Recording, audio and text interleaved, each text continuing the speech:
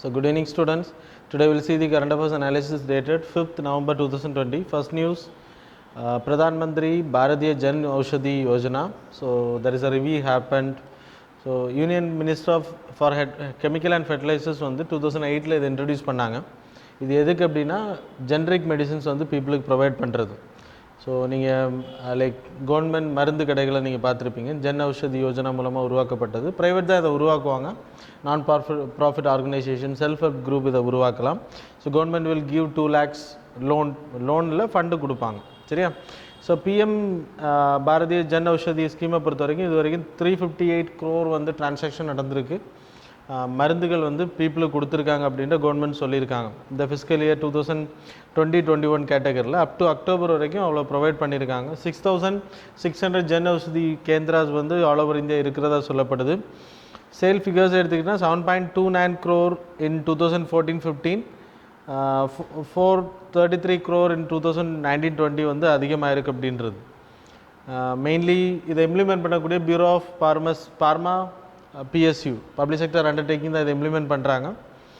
So suggestions improvement எடுத்துக்கிட்டிங்கன்னா suggestions on improvement. So out of pocket expenditure இது கம்மி பண்ணுறது. ஜென்ரிக் மெடிசின்ஸ் இந்த கேட்டகரி இந்தியா பொறுத்த வரைக்கும் லைக் டிசீஸஸோட எண்ணிக்கை ரொம்ப அதிகம். அது மட்டும் இல்லை, புவர் பீப்புள் அதிகமாக பாதிக்கப்பட்டிருக்கு. ஸோ அவங்களுக்கு வந்து அஃபோர்டபுள் மெடிசின்ஸ் கிடையாது ஹை லெவல் லைக் ட்ரீட்மெண்ட்டுக்கு. ஸோ இதனால் கவர்மெண்ட் லான்ச் பண்ண ஸ்கீம் வந்து ஜென்ரிக் மெடிசின்ஸை வந்து கம்மியான ரேட்டில் without label they can be provided. So கம்மியான ரேட்டில் ப்ரொவைட் லட்சக்கணக்கான ரூபாய்க்கானதை தௌசண்ட்ஸில் ப்ரொவைட் பண்ணுறதுக்கான ஸ்கீம் தான் இது. ஸோ இதன் மூலமாக peoples will get benefitted. So இந்த ஜன் ஔஷதி யோஜனா 2008ல் லான்ச் பண்ணப்பட்டது. Aim to reduce the out of pocket expenditure of the people. அப்புறம் கேந்திராஸ் வந்து லான்ச் பண்ணுறாங்க. இந்த கேந்திராஸை வந்து நான் ஏற்கனவே சொன்ன மாதிரி பீப்புள்ஸும் லைக் இண்டிவிஜுவல்ஸும் இதை உருவாக்கலாம். Doctors can do it. அது மாதிரி NGO செல்ஃப் ஹெல்ப் குரூப் இதை க்ரியேட் பண்ண முடியும்.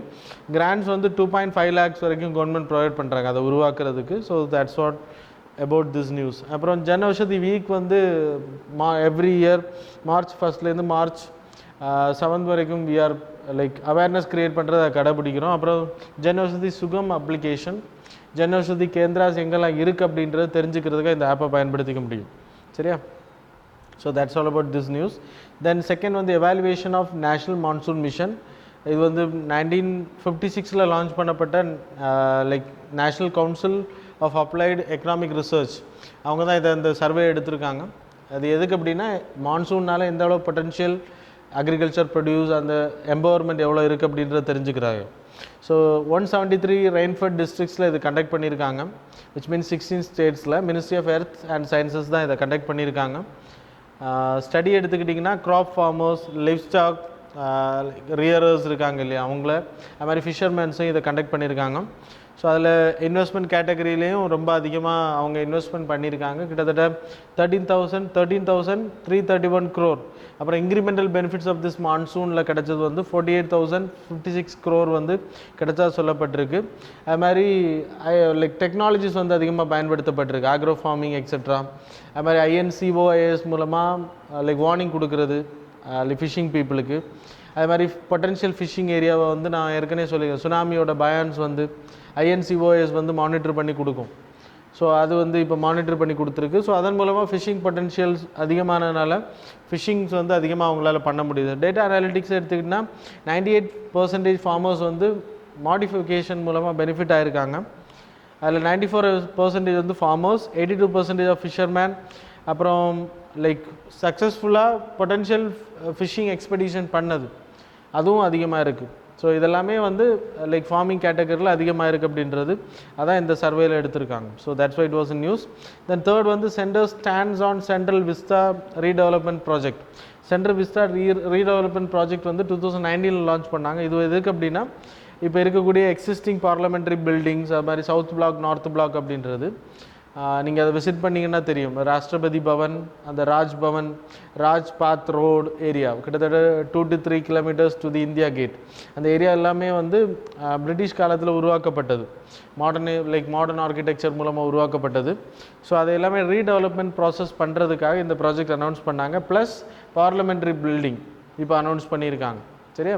So that's why it was in. So அந்த பார்லமெண்ட்ரி பில்டிங் வந்து இப்போது கெட்ட தேவையில்லை அப்படின்றதும் ஆர்குமெண்ட் பண்ணியிருக்காங்க. Because it's a huge cost will take place redevelopment project பண்ணுறதுக்கு.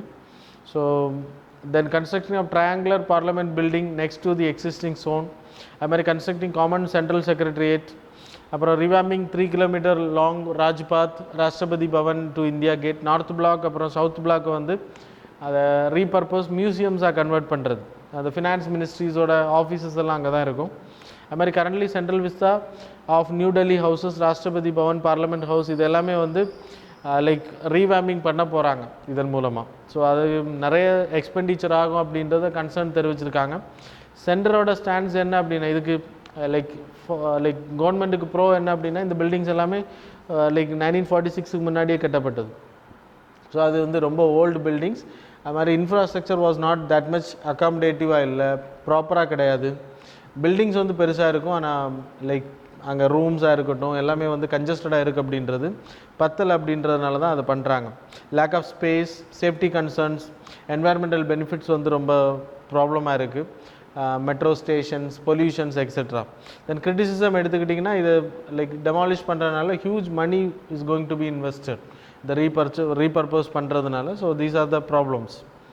தென் ஃபோர்த் வந்து new commission for air quality management. இது வரைக்கும் நம்மளோட ஏர் பொல்யூஷன்ஸை மானிட்டர் பண்ணக்கூட சுப்ரீம் கோர்ட் டைரக்ஷன் மூலமாக உருவாக்கப்பட்ட environmental pollution prevention control authority தான் லைக் என்வாயர்மெண்டல் ப்ரொடெக்ஷன் ஆக்ட் மூலமாக உருவாக்கப்பட்ட environment pollution prevention control act. இது வந்து சுப்ரீம் கோர்ட்டோட டைரக்ஷன் மூலமாக உருவாக்கப்பட்டது to monitor the pollution all over India.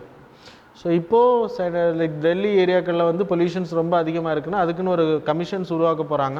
Commission for air quality management in national capital region, அப்புறம் adjoining Haryana, Rajasthan, அப்புறம் பஞ்சாப் ஏரியாக்கள் எல்லாம் மானிட்டர் பண்ணுறதுக்காக தான் இந்த மிஷனை கொண்டு வந்திருக்காங்க, இந்த கமிஷனை கொண்டு வந்திருக்காங்க. So it is a statutory, it is going to be the statutory one. Already இருக்கக்கூடிய EPCA, that is which means environmental pollution prevention control அத்தாரிட்டியை வந்து ரீப்ளேஸ் பண்ண இருக்குது. இதை பொறுத்த வரைக்கும் என்னென்ன சிக்னிஃபிகன்ஸ் இருக்குது அப்படின்னா, it is going to be statutory one. Like முன்னாடி இருக்கக்கூடிய மாடலை வந்து ஓவர்டேக் பண்ணது, ப்ளஸ் எந்தெந்த ஏரியாவில் சிஎன்ஜி கேஸஸ் யூஸ் பண்ணப்படணும் அப்படின்றத ரெகுலேட் பண்ணுவாங்க, அத்தாரிட்டி ஆக்ட் பண்ணுவாங்க. அப்புறம் கன்சாலிடேட்டட் அப்ரோச், முன்னாடி மானிட்டரிங் வந்து தனித்தனியாக நடக்கும். இப்போது பவர் பிளான்ஸாக இருக்கட்டும், அக்ரிகல்ச்சர், டிரான்ஸ்போர்ட்டில் இருந்து வரக்கூடிய பொல்யூஷன்ஸ் எல்லாமே இவங்க கன்சாலிடேட்டடாக வாட்ச் பண்ண போகிறாங்க. தென் பார்ட்டிசிபேட்டிவ் டெமோக்ரஸி, பீப்புள் பார்ட்டிசிபேஷன் இருக்கும், டிரான்ஸ்பரன்சி இருக்கும், ஏர் குவாலிட்டி அந்த இண்டெக்ஸ் வச்சுருப்பாங்க, suffer quality monitoring systems provide பண்ணுவாங்க. ஸோ அதன் மூலமாக பீப்புள் பார்ட்டிசிபேஷனும் அதிகமாக இருக்கும். தென் ரிமூவல் ஆஃப் அட்வைசம் இந்த இடைக்கால அந்த டைம் பீரியடுக்காக சில ஆக்ஷன்ஸ் எடுப்பாங்க, அதெல்லாம் இல்லாமல் பெர்மனெண்ட்டாகவே இதை பண்ண போகிறாங்க.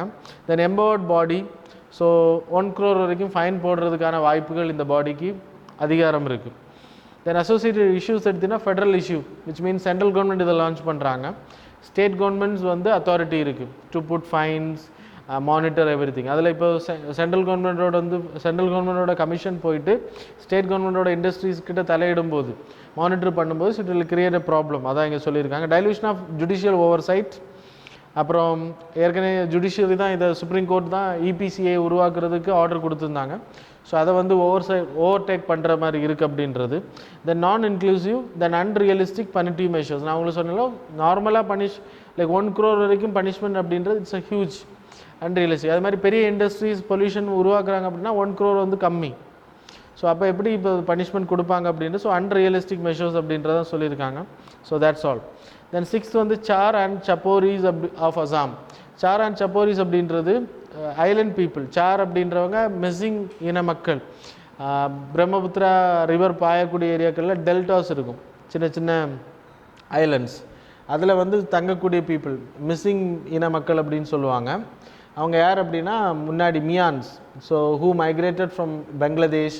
அது மாதிரி 1826 அசாமில் வந்து பிரிட்டிஷ் வந்து கேப்சர் பண்ணப்பட்ட டைம் பீரியடில் பெங்காலி பீப்புள் அங்கே வந்து பாப்புலேஷன் அந்த லைக் டீ கல்டிவேஷன்ஸுக்கெல்லாம் பயன்படுத்தினாங்க. ஸோ அவங்க அங்கே மைக்ரேட்டட் ஆனவங்க. இப்போ அவங்க செட்டில் ஆகிருக்கக்கூடிய ஏரியா வந்து ஐலண்ட்ஸில், இந்த ஐலண்ட் ஏரியாவுக்கு பேர் தான் சார் அப்படின்னு பேர். அது மாதிரி சப்போரிஸ் அப்படின்றது அது ரிவர் ஃப்ளட்டட் ஏரியாஸ், ஐலண்ட் இல்லாமல் தனியாக இருக்கக்கூடிய ஃப்ளட்டட் ரிவரைன் ஏரியா. ஸோ இது எல்லாமே வந்து இந்த சப்போரிஸ் அந்த சாரில் வந்து செட்டில்மெண்ட் யார் பண்ணுறாங்கன்னா மிஸ்ஸிங் இன மக்கள் மியான்ஸ் பண்ணுறாங்க. Mising is a part of Miyans, Muslim community. So who migrated from the Bangladesh etcetera Bengali people. So இப்போ அவங்களுக்கான ஒரு இவங்களை ரெப்ரசன்ட் பண்ணுற விதமாக ஒரு மியூசியம் வந்து கிரியேட் பண்ண போகிறாங்க. That's why it came in news. சரியா? இந்த மியா கம்யூனிட்டி நான் உங்களுக்கு சொன்னேன், Muslim migrants from East Bengal now Bangladesh. So Miyans are derogatory manner. So 1826 time பீரியடில் இங்கே கொண்டு வரப்பட்டவங்க plus 1971 war Bangladesh liberation war time பீரியடில் இங்கே மைக்ரேட் ஆனவங்க தான் இந்த மியாஸ். இவங்க இருக்கக்கூடிய ஏரியா தான் சார்ஸ் அண்ட் சப்போரிஸ் அப்படின்னு பேர். ஸோ அதுதான் இப்போ அவங்களோட வாழ்க்கை தரம், அவங்களோட கலாச்சாரத்தை வந்து ரெப்ரசென்ட் பண்ணுற விதமாக ஒரு மியூசியம் பண்ண போகிறாங்க. அது கொஞ்சம் கான்ட்ரவர்சியானனால தான் நியூஸில் வந்திருக்கு. So that's why it came in news. That is not important for இந்த சார் அண்ட் சப்போரிஸ் அப்படின்ற லைக் த பீப்புள் மிஸ்ஸிங் இன மக்கள். மியாஸ் எங்கே இருக்காங்க, சார் அண்ட் சப்போரிஸ்னால் என்னன்றது. சார்ன்றது ஐலண்ட், சப்போரிஸ்ன்றது river flooded areas, river. Then seventh வந்து special court for trial against legislators. இப்போது நம்ம எம்பிஸ் அண்ட் எம்எல்ஏஸ் வந்து லைக் ஆன்கோயிங் ப்ராசஸில் இருக்கிறவங்க, எம்பிஸ் அண்ட் எம்எல்ஏஸாக இருக்கிறவங்க நிறைய பேர் வந்து corrupted practices as well as criminal பேக்ரவுண்டில் இருக்கிறவங்க.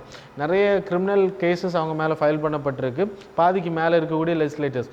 ஸோ அதை வந்து சீக்கிரமாக அடுத்த எலெக்ஷன்ஸுக்குள்ளாடி சீக்கிரமாக அவங்கள விசாரணை செஞ்சு அவங்க தண்டிக்கப்பட வேண்டியவங்களுக்கு, தப்பு பண்ணவங்கள தண்டிக்கிறதுக்காக ஸ்பெஷல் ட்ரையல் கோர்ட் அமைக்கணும் அப்படின்றத சுப்ரீம் கோர்ட் சொன்னாங்க. அதன் அடிப்படையில் கொஞ்சம் ஏரியாவில் ட்ரையல் கோர்ட்ஸ் அமைக்கப்பட்டிருக்கு. இது எதுக்குன்னா ஸ்பீடி ரெட்ரஸல் மெக்கானிசம், ஸ்பீடாக ஜட்ஜ்மெண்ட் கிடைக்குது, கிரிமினலைசேஷன் ஆஃப் பாலிடிக்ஸை தடுக்கிறதுக்கு. ஸோ கிரிமினல்ஸ் வந்து பாலிடிக்ஸில் இருந்தாங்க அப்படின்னா, எம்பிஸ் அண்ட் எம்எல்ஏஸ் இருந்தால் கரப்ஷன் இன்னும் அதிகமாகும். அப்புறம் rowdyism Coons will increase. So இதெல்லாமே வந்து எகெயின்ஸ்ட் கவர்னன்ஸ், பீப்புளோட லைக் ரைட்ஸுக்கு எதிராக போகும் அப்படின்றனால தான் சுப்ரீம் கோர்ட் இதை சொல்லியிருக்காங்க. நிறைய ஸ்டேட்ஸ் இதை அமைக்கலை. அதுக்காக இப்போ ஒரு கமிட்டியில் there is amicus curiae friend of the court, அவங்க வந்து ஒரு ரிப்போர்ட் சப்மிட் பண்ணியிருக்காங்க. அதில் சிட்டிங் எம்பிஸோட கேசஸ் எடுத்துனா 4442 criminal cases involving 2556 sitting members of parliament as well as MLAs மேலே இருக்கக்கூடிய கேஸ் மட்டுமே, கிரிமினல் கேஸ் மட்டுமே 4442 கிரிமினல் கேசஸ் ஆன் இந்த லைக் யார் நம்மளை ஆட்சி பண்ணுறாங்களோ அவங்க மேலே இருக்கக்கூடிய கேசஸ்.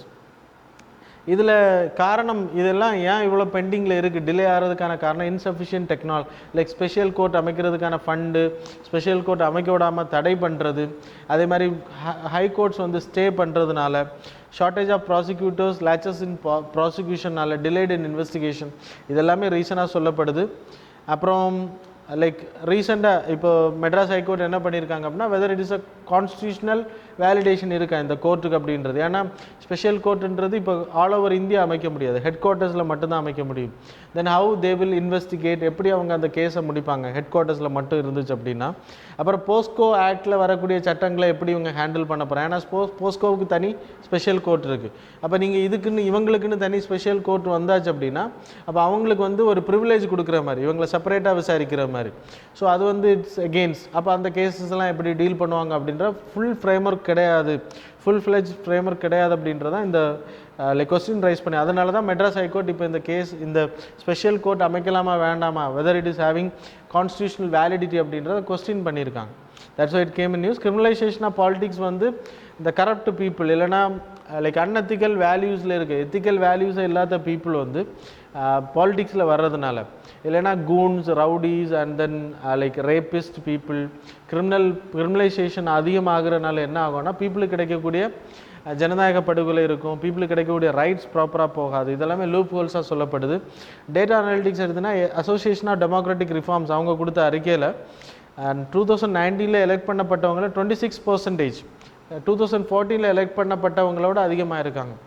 ஸோ இது கம்மியாகலை, அதிகமாகிட்டு இருக்குது. ஸோ இனிமேல் 90%க்கு மேலே பீப்புள் வந்து லைக் கிரிமினல் பீப்புள் இருந்தாங்க அப்படின்னா அவங்க நினச்சதெல்லாம் பண்ணுவாங்க, கரப்ஷன் அதிகமாகும், குண்டாயிசம் அதிகமாக, problems will be created. So that's a விஷயம். அப்போ லீகல் ப்ரொவிஷன்ஸ் எடுத்திங்கன்னா அண்டர் ஆர்டிகிள் 102 அடிப்படையில் பார்லமெண்ட் கேன் மேக் அ லா. அவங்க வந்து இப்போ 2 இயர்ஸுக்கு மேலே தண்டனை இருக்கிறவங்க எலெக்ஷனில் பார்ட்டிசிபேட் பண்ண முடியாது 5 வருஷத்துக்கு அப்படின்றத கொண்டு வந்திருக்காங்க இல்லையா. அதே மாதிரியான சட்டங்களை ஏற்ற முடியும்.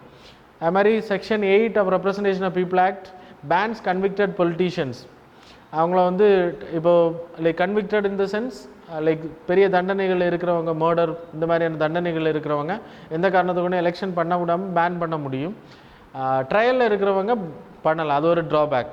இப்போ ஒரு ரேபிஸ்ட் இருக்காங்க அப்படின்னா அவங்க வந்து ட்ரையலில் இருந்துச்சு, தப்பு பண்ணியிருக்காங்கன்னு ப்ரூஃப் பண்ணப்படலை, வெர்டிக்ட் கொடுக்கப்படலைன்னா கூட they can participate in the election. That's a drawback of this Supreme Court ஏற்கனவே உங்களுக்கு நான் சொன்ன மாதிரி லைக் நிறைய கிரிமினல்ஸ் இருக்காங்க அப்படின்றதுக்காக அந்த ஃபாஸ்ட் ட்ராக் கோர்ட் அமைக்கிறதுக்கு வடிவமைக்க லைக் ரெக்கமெண்டேஷன் பண்ணாங்க. எலெக்ஷன் கமிஷன் எடுத்துக்கிட்டிங்கன்னா கிரிமினல்ஸை வந்து லைக் பேன் பண்ணணும், டோட்டலாகவே கிரிமினல்ஸ் வந்து பாலிடிக்ஸில் என்டர் பண்ணுறது அலோவ் பண்ணக்கூடாது அப்படின்ற ரெக்கமெண்டேஷன் கொடுத்துருக்காங்க.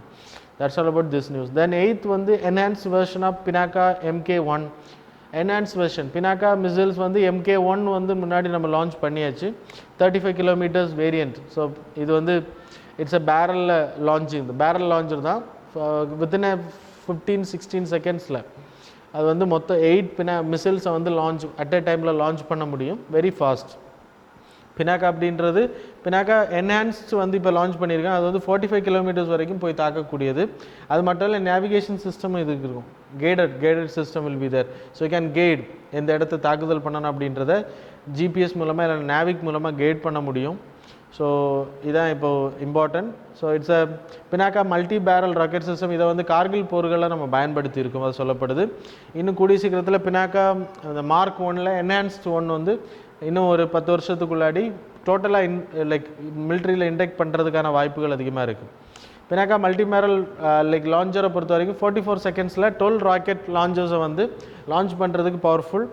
அப்புறம் லைக் 75 கிலோமீட்டர்ஸ் வரைக்கும் தாக்குறதுக்கான அட்வான்ஸ் நம்ம பண்ணிகிட்ருக்கோம். இப்போ MK1 லைக் என்ஹான்ஸ் வந்து 40, 42, 45 தான் போகும்.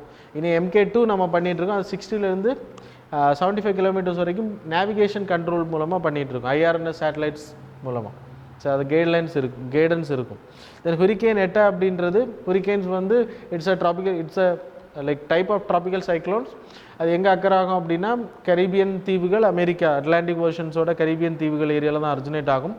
இப்போது ஹுரிக்கேன் எட்டா அப்படின்ற ஒன்று லான்ச் லைக் புதுசாக ஒன்று உருவாயிருக்கு. இட்ஸ் அ சைக்ளோன் தான். அதோட category Saffir Simpson hurricane wind ஸ்கேலை பொறுத்த வரைக்கும் 4th கேட்டகரியில் சொல்லியிருக்காங்க. இது சஃபீர் சிம்சன் ஹுரிக்கேன் விண்ட் ஸ்கேலை பொறுத்த வரைக்கும் ஹுரிக்கேன்ஸை மெஷர் பண்ணுறதுக்கு அது எந்த அளவுக்கு ஸ்பீட் இருக்குது, அது எந்த அளவுக்கு டிவஸ்டேஷன் இருக்குது அப்படின்ற அடிப்படையில் இந்த 5 கேட்டகரியில் அதோட மெஷர்மெண்ட்டை கொடுப்பாங்க. ஹுரிக்கேன் லைக் சிம்சன் கேட்டகரியில் 4 அப்படின்றது இது கொடுத்துருக்காங்க. அதோட விண்ட் ஸ்பீட் வந்து 130லேருந்து 156 mph இருக்கும். கேட்டஸ்ட்ராபிக் டேமேஜை உருவாக்கும். 1 கேட்டகரி எடுத்துன்னா 74லேருந்து 95, அது பெரிய அளவு சேதத்தை உருவாக்காது. 5th வந்து ரொம்ப கேட்டஸ்ட்ராபிக் டேமேஜ் வில் அக்கர். சரியா?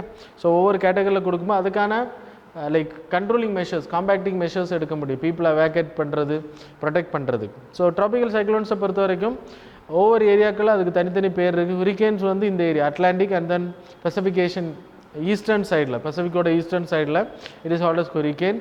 அது மாதிரி சதர்ன் இந்தியன் ஓஷன் ஏரியாவில் ஒரிஜினேட் ஆகக்கூடியது எல்லாமே ட்ராபிக்கல் சைக்ளோன் ஏரியா, ட்ராபிக்கல் சைக்ளோன்ஸ்னு பேர். அது மாதிரி லைக் பிலிப்பைன் பக்கத்தில் பசிபிக் ஓஷனோட வெஸ்டர்ன் சைடு ஏரியாக்களில் ஒரிஜினேட் ஆகுறது எல்லாமே பேர் டைஃபூன்ஸ்னு பேர். அப்புறம் ஆஸ்திரேலியா சைடில் வில்லிஸ்ன்னு பேர். So these are the things you have to know. Then 10th news வந்து COVID-19 ஸ்ரீ சக்தி சேலஞ்ச். அது எப்படின்னா யுனைடெட் நேஷன் உமன் ப்ரோக்ராம் மூலமாக மை கவர்மெண்ட் அப்படின்னா கவர்மெண்ட் சிட்டிசன்ஸுக்கும் கவர்மெண்ட்டுக்கு இருக்கக்கூடிய ஒரு கன்வேயிங் பிளாட்ஃபார்ம். நமக்கு இருக்கக்கூடிய ப்ராப்ளம்ஸை சொல்ல முடியும், நம்ம கண்டுபிடிக்கிறத போஸ்ட் பண்ண முடியும், நம்மளோட கேஸ் ஸ்டடீஸ் அதில் போஸ்ட் பண்ண முடியும். So everything can be made. அது மாதிரி லைக் சிட்டிசன் சென்ட்ரிக் விஷயங்களையும் தெரிஞ்சுக்க முடியும். ஸோ இப்போ அந்த மை கவர்மெண்ட்டும் யூஎன் ஹியூமனும் சேர்ந்து இந்த லான்ச் பண்ணிடுறாங்க. அது எதுக்கு அப்படின்னா பெண்களில் ஸ்டார்ட் அப்பில் இருக்கிறவங்க COVID-19 லைக் பேண்டமிக் சுச்சுவேஷனை லைக் டேக்கிள் பண்ணுற மாதிரி என்னென்ன விஷயங்கள் அவங்க கண்டுபிடிக்கிறாங்களோ அதை இதில் லான்ச் பண்ண முடியும். அது ஒரு மிஷன்ஸ் நடத்தியிருக்காங்க. அதில் இப்போது like 6 women's let start ups வந்து செலக்ட் பண்ணியிருக்காங்க, அவார்ட்ஸ் ப்ரொவைட் பண்ணுறாங்க. 5 lakhலேருந்து 3 வின்னர்ஸுக்கு 5 lakhs வரைக்கும், 2 வின்னர்ஸுக்கு வந்து 3 ஸ்டார்ட் அப் பீப்புளுக்கு வந்து 2 lakhs வரைக்கும் ப்ரொவைட் பண்ணுறோம். That's why it came in news. Covid Shakti Sri Shakti challenge அப்படின்ற name is important. That's all. So that's all about today's current affairs, students. Hope you people enjoyed. Thanks a lot for joining with us.